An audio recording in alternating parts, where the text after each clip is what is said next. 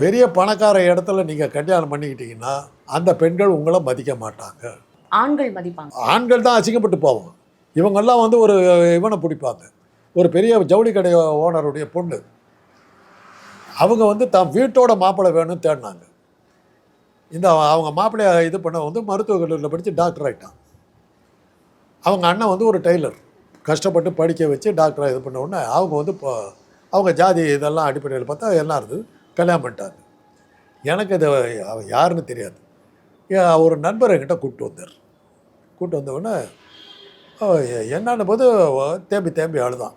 அழுத போது அப்புறம் தான் யாருன்னு நல்லா சொன்னாங்க. சொல்லிவிட்டு, எப்பா இவ்வளோ பணக்கார வீட்டில் பண்ணிக்கிட்டு இருக்கிறேன், இதில் இன்னும் என்ன உனக்கு என்ன கஷ்டம், நீ பாட்டுக்கு அட்ஜஸ்ட் பண்ணிட்டு போக வேண்டியது தானே. பாக்கெட் ட்ரிப்பில் கை விட்டோம்மா.